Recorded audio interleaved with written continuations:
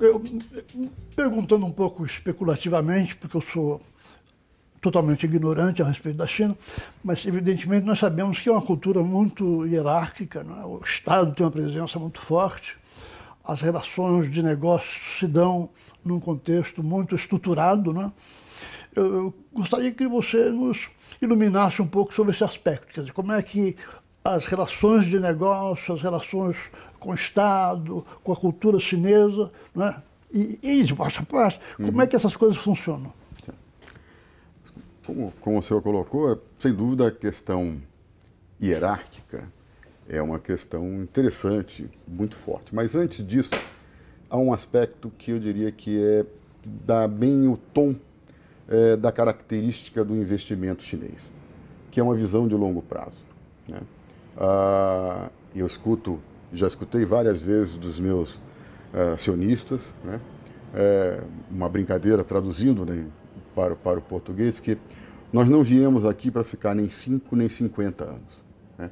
Essa questão da cultura milenar, da tradição dos 5.000 anos de cultura chinesa, associada ao fato, como eles também mesmo colocam, que eles já nascem tendo que comercializar, tendo que negociar, dado o volume de pessoas que tem na China, traz um pouco já dessa característica, né? Então, há uma visão de longo prazo, né? Não é muito pouco provável que você tenha investimentos puramente especulativos partindo das empresas chinesas. A questão da hierarquia, ela vem de uma maneira muito forte no acompanhamento das orientações definidas nos planos estratégicos estabelecidos pelo governo, em que trabalham com um horizonte de 50 anos do que vai ser feito, e que são feitos ajustes, revisões a cada 5 anos, e principalmente as empresas estatais, ou seja, essas claramente vão seguir a orientação do Estado, mas as empresas privadas que existem, né, e são uma parcela significativa da economia chinesa e que foram extremamente incentivadas quando do processo de abertura comercial que foi iniciado pelo presidente Deng Xiaoping no final da década de 70, início da década de 80, que resultou nesse modelo, um modelo capitalista um tanto diferente do nosso, mas que você tem claramente aspectos que são muito similares àqueles conceitos que nós temos mais comuns, que seriam mais ligados à economia americana, ao modelo americano, que é meritocracia, a questão de investimento, de retorno, de busca de retorno, sempre o aspecto retorno é um ponto relevante. Então, você tem que ter muito claro essa questão de que quando o investidor chinês vai avaliar, ou está disposto a avaliar a entrada no país, tem várias questões anteriores que estão orientando o caminho dele de tomar a decisão de vir ao Brasil, de investir no Brasil no setor de rodovia, de portos, de agronegócio ou de tecnologia, que é onde a China também tem um diferencial muito grande, sem dúvida alguma, principalmente na parte de meios de pagamento. Eles estão muito mais avançados do que nós. Mas, sem dúvida, essa questão de visão de longo prazo, uma visão pragmática, e essa visão de que eles vão negociar 130% do tempo, é preciso que você tenha isso muito claro na hora que você entra numa negociação com uma empresa chinesa. É um processo longo, não é um processo rápido. Logo que a Haitong fez a aquisição do banco aqui no Brasil, em 2015, que nós começamos a ter um contato mais forte e efetivo com a comunidade chinesa, o que a gente ia observando era, do lado brasileiro, do nosso lado aqui, havia uma expectativa, e quando eu ia às reuniões com os clientes para apresentar a mudança societária, havia uma expectativa de que virá muito dinheiro, que a China vai trazer dinheiro, dinheiro fácil, dinheiro barato, que eles vão entrar, vão resolver todos os nossos problemas. Nós estávamos vivendo uma crise aguda, 2015, e que depois a mensagem que dá para passar assim, não é um dinheiro fácil nem barato, é um dinheiro que segue praticamente os mesmos conceitos que qualquer empresa, quando vai tomar a decisão de investimento, vai fazer. Ela vai comparar a rentabilidade, ela vai ver se efetivamente quais são os passivos, quais são os riscos envolvidos. Ela faz essa avaliação. O que tem de diferente? O tempo necessário para aprovação. Tendo em vista que há ainda um controle do fluxo de saída de recursos da China, você tem a necessidade de um maior tempo para a efetivação da transação, por conta das aprovações necessárias junto às entidades, que são 4 entidades no final do dia, que regulam, dependendo do volume de investimento que venha a ser feito. Então você tem a SASAC, que seria o equivalente ao Tesouro, né? Tem o MOFCOM, que é o Ministério de Fomento ao Comércio, né? Tem a SAFE, que é o dono também do Caixa. E tem uma 4ª entidade que, no final, isso se repete tanto do ponto de vista de governo central, quanto dos governos das municipalidades ou das províncias, né? Então, esse é um aspecto que é importante que se tenha claro. É um investidor como qualquer outro. É um investidor que vai tomar a decisão baseado em retorno, vai tomar a decisão baseado no seu planejamento estratégico. Sem dúvida, o fato de o Brasil ser um destino prioritário de investimento definido pelo governo é um aspecto favorável, mas de maneira alguma a decisão será feita simplesmente porque o Brasil é o Brasil. O Brasil é lindo, maravilhoso, temos praias maravilhosas. Não, a decisão vai ser feita, primeiro, acho que essa questão do retorno natural do investimento. Há uma questão de uma preocupação social do investimento, de que não seja simplesmente um investimento que per si, mas que ele traga também um benefício social para o país. Aí é muito também do conceito da China, no sentido de tentar... É um modelo que o atual presidente Xi Jinping tem divulgado, um modelo em que há uma ação mais ativa dos países mais favorecidos economicamente, no sentido de que o desenvolvimento se dê no país de destino do investimento, de tal maneira que aquele país cresça e que com esse crescimento você tem um equilíbrio maior e a China, naturalmente, como um grande mercado, vai ser um parceiro preferencial.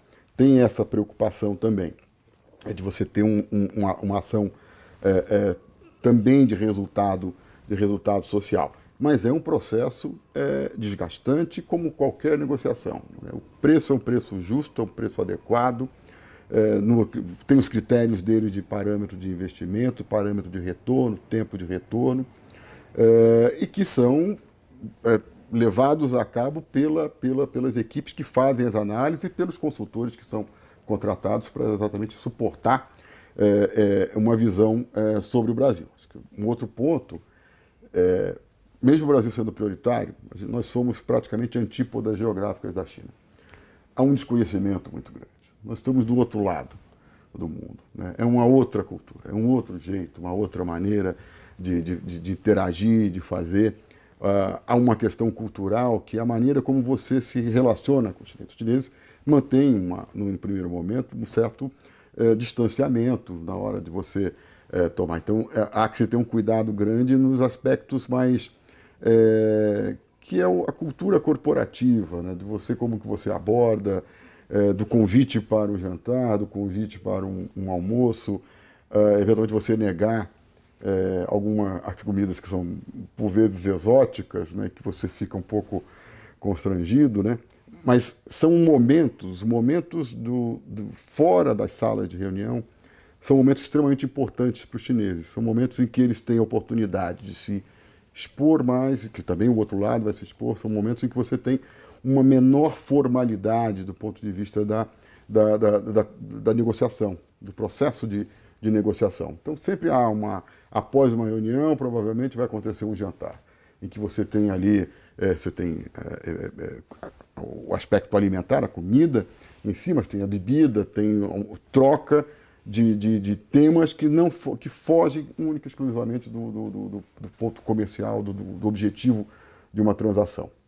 Então é possível dizer, assim, resumidamente, que apesar dessa imensa distância geográfica e cultural, eles sabem pensar do ponto de vista ocidental também, porque os conceitos econômicos eles seguem a risca, né? Sim. E aí, com certeza, e acho que até eles conseguem talvez ter uma ação até mais agressiva. Como eu coloquei, meritocracia é um aspecto extremamente importante para eles hoje. E o resultado. Realmente, assim, o retorno positivo.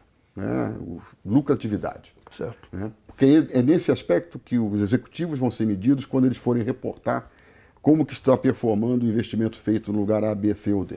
Né? Então, esse, sem dúvida alguma, é um comportamento comum, é um traço comum e que você tem que justificar quando você faz, aí, no caso do banco, que faz o trabalho de assessoria, seja no processo de aquisição ou formação de uma joint venture, ou num projeto de greenfield de investimento, que a gente também faz trabalho de estruturação financeira, tem que estar muito consciente desse aspecto de que não adianta levar projetos que não sejam rentáveis, não adianta levar projetos que não sejam ruins. Os projetos vão ser avaliados e a decisão vai ser tomada com base em rentabilidade, retorno do investimento, do capital investido. Meu caro Alan, muitíssimo obrigado por sua presença, nos honrou muito, nos trouxe uma grande alegria, elucidou muito, mas despertou muito o apetite de saber mais. Né? Nós queremos deixar assentado de que daqui a algum tempo você voltará aqui e vamos falar outra vez de muitas coisas, né? Tanto no mundo dos negócios como aspectos culturais, desse relacionamento todo extremamente complexo, que, como você disse muito bem, tem a perspectiva de permanecer por milênios e não por 5 anos. Exato. Eu agradeço enormemente o convite, é sempre uma oportunidade, é um tema extremamente atraente, interessante e, sem dúvida alguma, vai ainda por muito tempo motivar várias discussões e debates em relação ao envolvimento do capital chinês, não só no Brasil, mas na América Latina e no mundo como um todo, sendo o mais breve possível. Por exemplo, existe uma iniciativa que é o One Belt, One Road Initiative, que é o restabelecimento da Rota da Seda, que prevê, teoricamente, aí, investimentos da ordem de $1 trilhão partindo do lado chinês, de fazer uma ligação de infraestrutura para todos os países que venham a compor aí a rota comercial. Maravilhoso. Obrigado. Muitíssimo obrigado. Foi um prazer muito grande. Igualmente, obrigado a todos. Obrigado. Muito